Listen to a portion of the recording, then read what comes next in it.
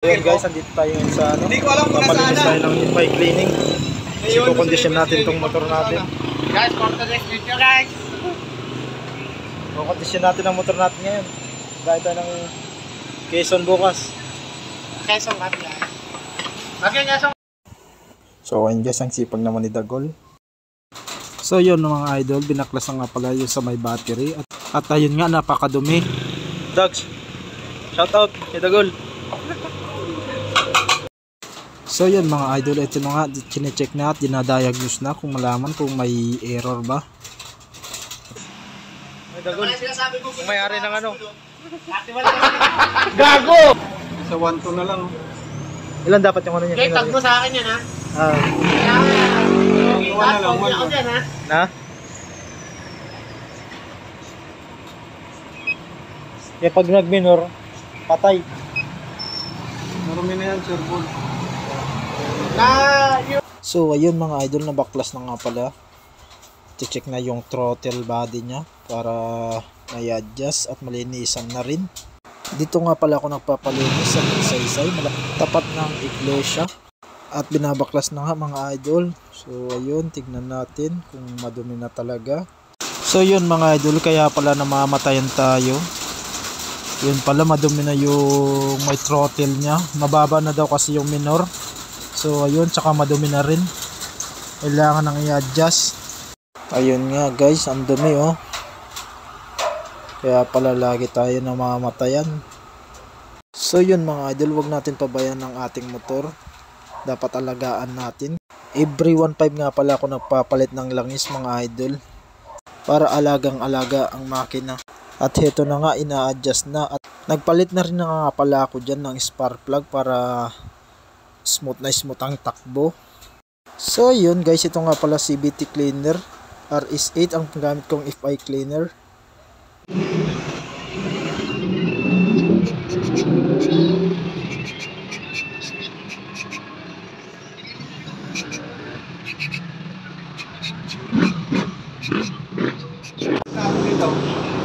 Ha?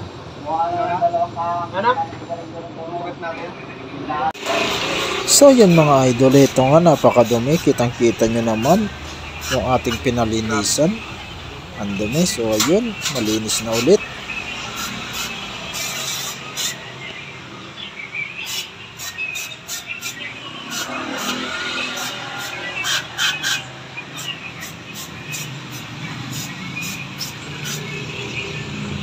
Para nagbukas na astrasonic. Malinis na. Malinis. So yun mga idol, kapag kayo nakakaranas na ng mamatayan sa Honda Click ninyo, so ayun, baka mababa na yung minor nyan, dapat ipa-FI clean ninyo na yan guys. Sa akin, namamatayan na kasi ako, kaya pina-FI cleaning ko. So ayun guys, smooth na naman itong takbo nito.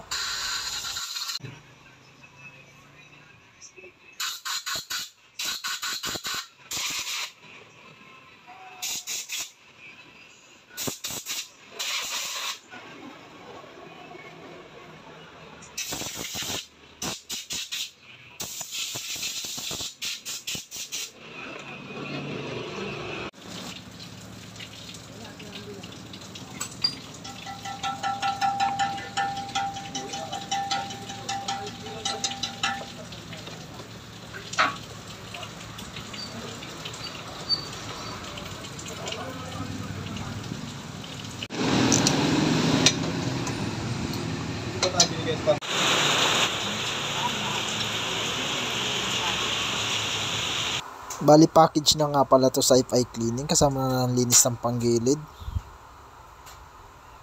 So ayun, binubugahan na nga. So yun mga idol, ginagamitan na nga pala nila ng air pressure para malinis na malinis, tanggal yung mga dumi. So ayun, at kinakabit na nga ang ating panggilid para matest na. Bali ang gamit ko nga pala ng center spring dyan ay GBT 15 RPM. So ayun, kaya ang lakas humatak.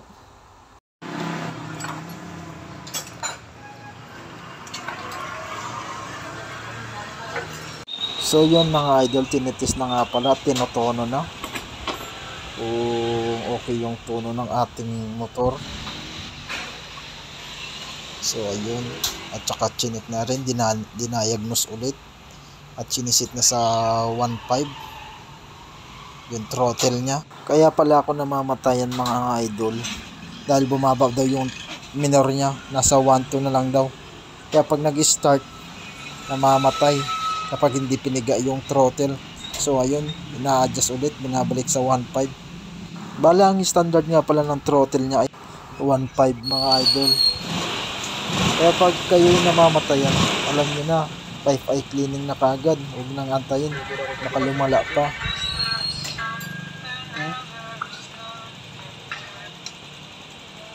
At yun, binabalik na yung mga bearings na binaklas mga idol. So ayun, matitest na. Testing ng ating motor.